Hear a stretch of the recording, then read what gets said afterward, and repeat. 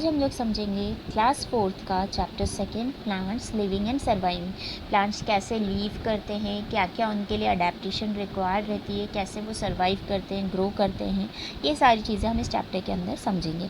आज का जो टॉपिक है जो हम वीडियो में कवर करेंगे उसमें हम ये देखेंगे कि अडेप्टेशन इन प्लांट्स क्या होते हैं, कैसे अडेप्ट करते हैं, लैंड पर अडेप्टेशन क्या होती है उनकी और वाटर पर अडेप्टेशन क्या होती है ये समझेंगे।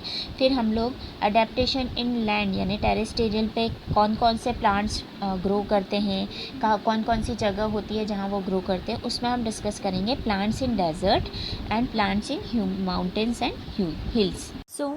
हमारा चैप्टर है आज का chapter 2 plants living and surviving. Plants कैसे लिव करते हैं और कैसे सर्वाइव करते हैं, हमें इन सारी चीज़ों के बारे में जानना है इस चैप्टर के अंदर। ऑब्जेक्टिव्स जो हम मेन इस चैप्टर के अंदर कवर अप करेंगे वो ऑब्जेक्टिव है describe the need for and importance of adaptation in plants. Adaptation in plants का मतलब है वो जिस जगह रह रहे हैं उसकी उन्हें क्या नीड रहती है, मतलब उन्हें उनकी वो अडेप्टेशन में ही उनकी ग्रोथ क्यों होती है, क्या ज़रूरी होती है, क्या इंपॉर्टेंस होता है कि वो प्लांट सिर्फ उसी एनवायरनमेंट में या फिर वही हैबिटेट में रह सकता है। Classify plants according to their habitat. अभी मैंने डिस्कस किया था जैसे अडेप्टेशन, हैबिटेट, ये सब का मतलब यही होता है कि एक पर्टिकुलर उनके लिए वो जगह बन जाती है, ऐसी रिक्वायरमेंट्स होती है उस जगह में जिससे वो क्या होते हैं वहाँ पर ग्रो होते हैं। तो उन्हीं बेसिस पे हमें अलग अलग प्लांट्स को क्या करना रहता है बेटा, क्लासीफाई करना है। यहाँ पे कुछ वार्म अप एक्टिविटी दे रखी है आपको। अब आप देख रहे हैं रोज़ हम जनरली हमारे घर के आसपास भी देखते हैं और बहुत सारी ऐसी जगहों पे हम रोज़ नॉर्मली देख सकते हैं। तो रोज़ कहाँ पर ग्रो करते हैं, अधिकतर प्लेन्स में होते हैं।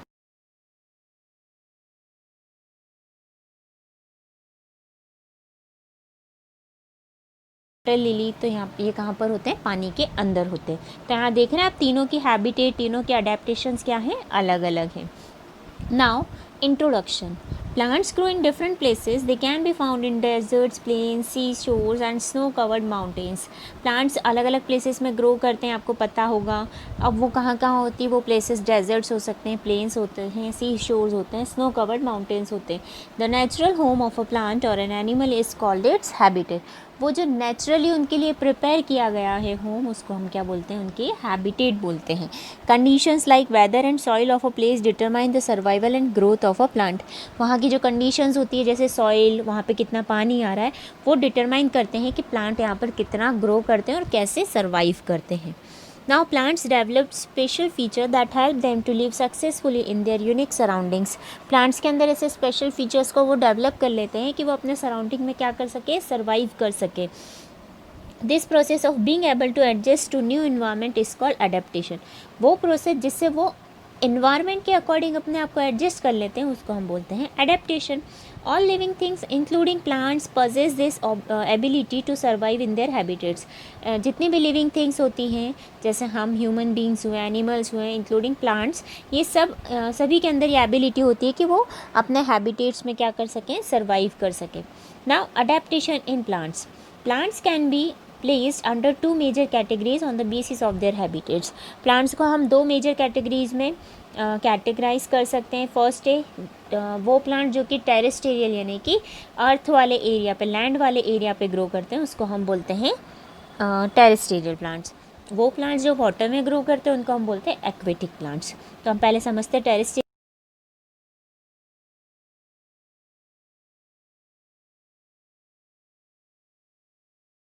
टेरेस्ट्रियल में बहुत सारी डिफरेंट हैबिटेट्स होती है। डेजर्ट्स होते हैं, मार्शेस होते हैं, माउंटेन और हिल्स होते हैं, प्लेन्स होते हैं, फॉरेस्ट होते हैं, ग्रासलैंड होते हैं, कोस्टल रीजन्स होते हैं। ये सारी क्या होते हैं, उनकी टेरेस्ट्रियल हैबिटेट्स होती है।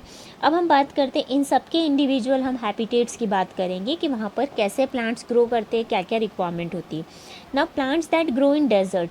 Desserts are dry and sandy areas of land that receive scanty or no rain. Deserts क्या होते हैं, ड्राई होते हैं और बहुत ज़्यादा सैंडी एरियाज़ रहते हैं जहाँ पे पानी क्या होता है, बहुत ना के बराबर आता है। Temperature during the day is very high. तो दिन के टाइम पे टेम्परेचर बहुत हाई होता है। Because water and rainfall are scarce in the desert, plants growing in this region show adaptation. अब वहाँ देख रहे हैं कि ऐसे एरिया में पानी और बारिश होना तो बहुत कम पाया जाता है। तो क्या करते हैं प्लांट्स, इसके अकॉर्डिंग ही क्या कर ले क्या करने लगते हैं, ग्रो करने लगते हैं। मतलब उस अडेप्टेशन को वो उस अडेप्टेशन में वो रहना सीख लेते हैं। For example a cactus plant.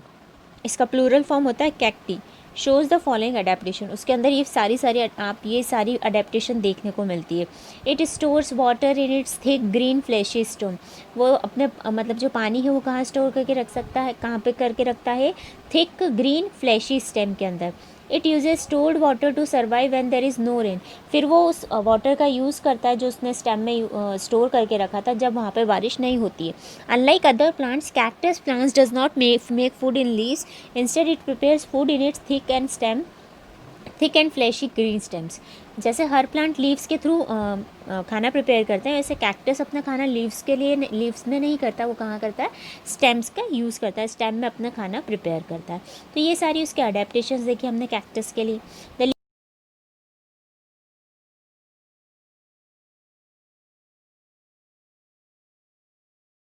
Sharp spines type की जो चीज़ें रहती है, कैक्टस की लीव्स का वहाँ पर यूज़ कर सकते हैं। Spines reduce the loss of water through transpiration, अब वो शेप स्पाइन शेप में इसलिए रहता है ताकि ये क्या करे, ट्रांसपिरेशन यानी कि वाटर के लॉस को कम होने दे। पानी कम होगा तो वो ज़्यादा से ज़्यादा स्टोर कर पाएगा।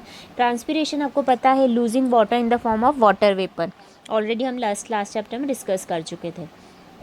It has long roots because of which it is able to go deep in to the soil to absorb water, उसकी रूट्स बहुत बड़ी होती है जिससे वो ज़्यादा से ज़्यादा ज़मीन के अंदर जा सके और सॉइल से वाटर को एब्जॉर्ब कर सके।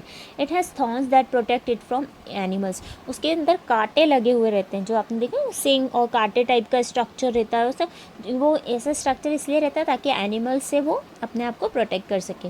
बिसाइड्स कैक्टस, कैक्टस के अलावा और भी ऐसे प्लांट्स हैं, babul, kikar, acacia and date palms are also commonly found in deserts, ये भी कहाँ पाए जाते हैं, डेजर्ट्स में पाए जाते हैं। Plants that grow on mountain and hills, वो प्लांट्स जो कि कहाँ ग्रो करते हैं, माउंटेन और हिल्स में होते हैं, वो वाले प्लांट्स की अडेप्टेशंस क्या होती है उसको समझते हैं। Trees growing on mountains and hilly areas are called coniferous trees, ऐसे प्लांट्स जो कि कहाँ ग्रो करते हैं, माउंटेन और हिली एरियाज में ग्रो करते हैं, उनको हम बोलते हैं coniferous trees. As they are tall and have shape like that of a cone, उनका जो शेप रहता है ना, कोन शेप रहता, जैसे आइसक्रीम का कोन होता है ना, उस टाइप के शेप का इनका ट्रीज होता है। Pine, deodar, spruce, fir are some such trees, तो उनके examples is pine, deodar, spruce और fir are some such trees. ये दिख रहा है आपको, कौन शेप माउंटेनियस ट्रीज होते हैं, ये उनकी लीव्स होती है। Plants growing in mountain and hills have adapted in a number of several ways, उनके अंदर इतनी सारी इस तरीके से वो अडेप्ट करते हैं। The conical shape of this trees help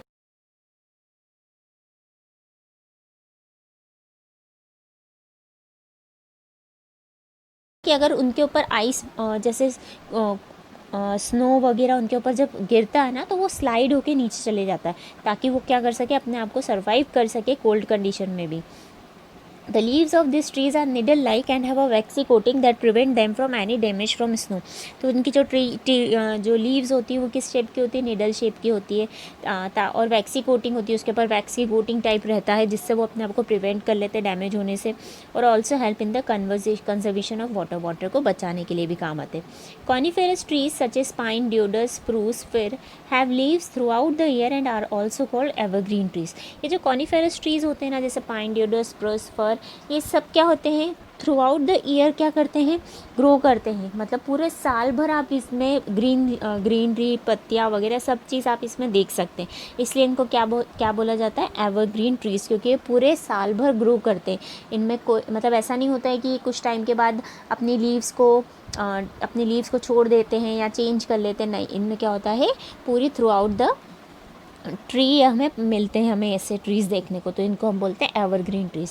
so बेटा आज की क्लास में हमने ये समझा कि अडेप्टेशन क्या होता है, जब कोई भी प्लांट उस पर्टिकुलर इन्वायरमेंट में अपने आप को रहने के लिए अडेप्ट कर लेता, मतलब उस इन्वायरमेंट में वो रहना सीख लेता, तो उसको हम क्या बोलते हैं, अडेप्टेशन बोलते हैं। फिर हमने देखा था कि दो टाइप्स की अडेप्टेशन होती है, ऐसे प्लांट्स जो कि लैंड पर ग्रो करते हैं उनको हम टेरेस्टेरियल प्लांट्स बोलते हैं, और ऐसे प्लांट्स जो कि हिली और माउंटेन एरियाज़ में या फिर वाटर में ग्रो करते हैं उनको हम वाटर प्लांट्स बोलते हैं। उसके बाद हमने टेरेस्टेरियल प्लांट्स के क्लासिफिकेशन देखे थे, जिसमें हमने डेजर्ट प्लांट देखा था, माउंटेनियस प्लांट्स देखा था, मार्शेस वाले प्लांट्स देखे थे, ये सारी चीज़ें हमने डिस्कस करी थी। डिस्क्रिप्शन में हमने आज जो पढ़ा है